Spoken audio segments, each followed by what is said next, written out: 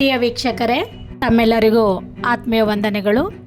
ಇವತ್ತಿನ ದಿನ ನಾವು ಹೂಕೋಸಿಂದ ಹೇಗೆ ಗೋಬಿ ಮಂಚೂರಿ ಮಾಡೋದು ಅನ್ನೋದನ್ನು ತೋರಿಸ್ತೀನಿ ಬನ್ನಿ. ಅದು ಮಾಡೋಕ್ಕೆ ಏನೇನು ತೊಗೊಂಡಿದ್ದೀವಿ ಅಂದರೆ ಅರ್ಧ kg ಗೋಬಿ ಮಂಚೂರಿ ತಂದಿದ್ದೀವಿ. ಒಂದು ಗೋಬಿ ಮಂಚೂರಿ ತಂದಿದ್ದೀವಿ. ಅದು ಚಿಕ್ಕ ಚಿಕ್ಕದಾಗಿ ಕಟ್ ಮಾಡಿದ್ದೀನಿ. ಅದರೊಳಗಡೆ ಹುಳ ಇರ್ತದೆ, ನೋಡ್ಕೊಂಡು ನೀಟಾಗಿ ಕಟ್ ಮಾಡಿ ಸ್ವಲ್ಪ ನೀರು ಬಿಸಿ ಮಾಡಬೇಕು. ಉಗುರು ಬೆಚ್ಚಗೆ ಮಾಡಿಬಿಟ್ಟು ಆ ನೀರು ಒಳಗಡೆ ಹಾಕಿ ಅದು ಚೆನ್ನಾಗಿ ಅಲ್ಲಾಡಿಸ್ಬೇಕು. ಯಾಕಂದರೆ ಒಳಗಡೆ ಹುಳಗಳಿದ್ರೂ ಕೂಡ ಬಿಸಿಗೆ ಹೊರಗಡೆ ಬರ್ತವೆ. ಅದನ್ನು ತೊಳೆದ್ಬಿಟ್ಟು ಸಪ್ರೇಟ್ ತೊಗೊಂಡಿದ್ದೀವಿ. 1 ಗ್ಲಾಸ್ ಕಾರ್ನ್ಫ್ಲೋರ್ ಹಿಟ್ಟು, 1 ಗ್ಲಾಸ್ ಮೈದಾ ಹಿಟ್ಟು ತೊಗೊಂಡು ಒಂದು ಬಾಣಲಿ ಒಳಗಡೆ ಹಾಕ್ತಾಯಿದ್ದೀನಿ ನೋಡಿ.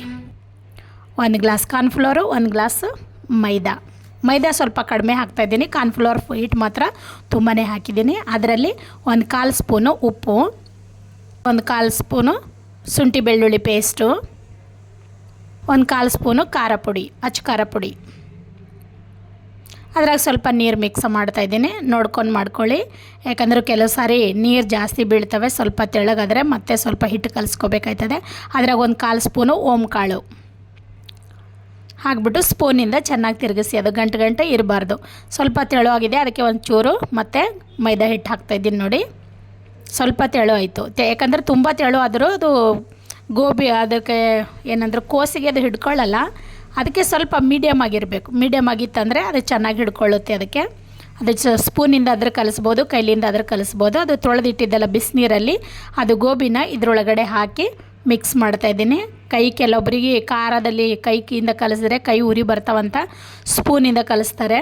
ಆದರೆ ನನಗೂ ಕೂಡ ಕೈ ಉರಿ ಬರುತ್ತೆ. ಅದಕ್ಕೋಸ್ಕರ ನಾನು ಕೂಡ ಸ್ಪೂನಿಂದನೇ ಕಲಿಸ್ತಾ ಇದ್ದೀನಿ. ಕೆಲವೊಬ್ಬರು ಕೈಯಿಂದ ಕಲಿಸ್ತಾರೆ. ಸ್ವಲ್ಪ ಕೊತ್ತಂಬರಿ ಸೊಪ್ಪು ತೊಗೊಂಡಿದ್ದೀನಿ. ಆಮೇಲೆ ಸ್ವಲ್ಪ ಬೆಳ್ಳುಳ್ಳಿ, 2 ಮೆಣಸಿಕಾಯಿ, 1 ಟೊಮೆಟೊ, 1 ಈರುಳ್ಳಿ. ಅದು ಚಿಕ್ಕದಾಗಿ ಬೆಳ್ಳುಳ್ಳಿ ಚಿಕ್ಕದಾಗಿ ಕಟ್ ಮಾಡಿದೆ. ಮತ್ತು 1 ಈರುಳ್ಳಿನೂ ಚಿಕ್ಕದಾಗಿ ಕಟ್ ಮಾಡಿದ್ದೀನಿ. ಮೆಣಸಿಕಾಯಿನೂ ಕಟ್ ಮಾಡಿದ್ದೀನಿ, ಕೊತ್ತಂಬರಿನೂ ಕಟ್ ಮಾಡಿದ್ದೀನಿ. 4 ಕೂಡ ಕಟ್ ಮಾಡಿ ಇಟ್ಕೊಂಡಿದ್ದೀನಿ. ಇವಾಗ ಮೊದಲನೇದಾಗಿ ಎಣ್ಣೆ ಬಿಸಿ ಮಾಡ್ತೇವೆ. ಫಸ್ಟಾಗಿ ಇವಾಗ ಗ್ಯಾಸ್ ಮೇಲೆ ಎಣ್ಣೆ ಇಟ್ಟು ಒಂದು ಅರ್ಧ kg ಅಷ್ಟು ಎಣ್ಣೆ ಹಾಕಿದ್ದೀನಿ ಬಾಣಲಿ ಒಳಗಡೆ. ಅದು ಬಿಸಿ ಮಾಡ್ತಾಯಿದ್ದೀನಿ. ತುಂಬ ಸ್ಪೀಡಾಗಿ ಉರಿ ಇಡಬಾರ್ದು. ಇವಾಗ ಉರಿ ಇಟ್ಕೊಂಡು ಬೇಯಿಸ್ಕೊಳ್ರಿ. ನೋಡಿ, ನಾನು ಈಗ ಒಂದೊಂದಾಗಿ ಬಿಡ್ತಾಯಿದ್ದೀನಿ. ಬಿಡುವಾಗ ಸ್ವಲ್ಪ ಕೈ ಹುಷಾರಾಗಿ ನೋಡ್ಕೊಂಡು ಬಿಡಬೇಕು, ಯಾಕಂದರೆ ಎಣ್ಣೆ ಮೇಲ್ಗಡೆ ಹಾರುತ್ತೆ. ಉರಿ ಸ್ಲಿಮ್ ಆಗಿದೆ ನೋಡಿ. ಹಾಗೆಲ್ಲ ಎಲ್ಲ ಕಡೆನೂ ತಿರುಗಿಸ್ಬೇಕು. ಅದು ತಿರುಗಿಸ್ತಾ ಇರಬೇಕು. ಒಂದೇ ಕಡೆ ಹಾಕಿ ಬೇರೆ ನೀವೇನಾರ ಕೆಲಸ ಮಾಡ್ಕೋತಾ ಕರ್ಕಲಾಗೋಯ್ತದೆ ನೋಡಿ. ಎಲ್ಲ ಚೆನ್ನಾಗಿ ಒಂದು ಬಣ್ಣಕ್ಕೆ ಬರೋ ಹಾಗೆ ಮಾಡಿದ್ಮೇಲೆ ಮೊದಲನೇದಾಗಿ ಸ್ವಲ್ಪ ಒಂದು ಅರ್ಧ ಸ್ಪೂನ್ ಎಣ್ಣೆ ಹಾಕ್ಕೊಂಡು ಅದರಲ್ಲಿ 2 ಹಸಿಮೆಣಸಿಕಾಯಿ ಕಟ್ ಮಾಡಿದ್ದಲ್ಲ ಅದು ಹಾಕಿದ್ದೀನಿ. ಅದು ಹಾಕಿದ ನಂತರ ಬೆಳ್ಳುಳ್ಳಿ ಹಾಕ್ತಾಯಿದ್ದೀನಿ. ಬೆಳ್ಳುಳ್ಳಿ ಹಾಕಿದ ಮೇಲೆ ಈರುಳ್ಳಿ ಹಾಕ್ತಾಯಿದ್ದೀನಿ. ಈರುಳ್ಳಿ ಹಾಕಿ ಸ್ವಲ್ಪ ಫ್ರೈ ಮಾಡೋದಿನ ಥರ ಮಾಡಬೇಕು. ಸ್ವಲ್ಪ ಫ್ರೈ ಮಾಡಿದ್ಮೇಲೆ ಆ ಟೊಮೆಟೊ ಕೂಡ ಹಾಕ್ತಾಯಿದ್ದೀನಿ. ಅದನ್ನು ಕೂಡ ಒಂದು ಸ್ವಲ್ಪ ಫ್ರೈ ಆಗಬೇಕು. ಸ್ವಲ್ಪ ಫ್ರೈ, ಜಾಸ್ತಿ ಏನು ಬೇಡ, ಸ್ವಲ್ಪ ಒಂದು ಹದಕ್ಕೆ ಬರೋ ಮಟ್ಟಿಗೆ. ಆಮೇಲೆ ಅದರಲ್ಲಿ ಇನ್ನೊಂಚೂರು ಉಪ್ಪು ಹಾಕ್ತಾಯಿದ್ದೀನಿ. ಯಾಕಂದರೆ ಅದರಲ್ಲಿ ಕಲಿಸಿದ್ದೀನಲ್ಲ, ಇದು ಮೇಲ್ಗಡೆ ಟೇಸ್ಟಿಗೋಸ್ಕರ ಸ್ವಲ್ಪ ಉಪ್ಪು ಹಾಕಿ, ಮತ್ತು ಕೊತ್ತಂಬರಿ ಚಿಕ್ಕದಾಗಿ ಕಟ್ ಮಾಡಿದ್ದೀನಲ್ಲ ಅದು ಕೂಡ ಹಾಕಿ ಚೆನ್ನಾಗಿ ಮಿಕ್ಸ್ ಮಾಡ್ತಾಯಿದ್ದೀನಿ. ಮಿಕ್ಸ್ ಮಾಡಿದ ಮೇಲೆ ಅದು ಚೆನ್ನಾಗಿ ಮಿಕ್ಸ್ ಆಗಿದೆ.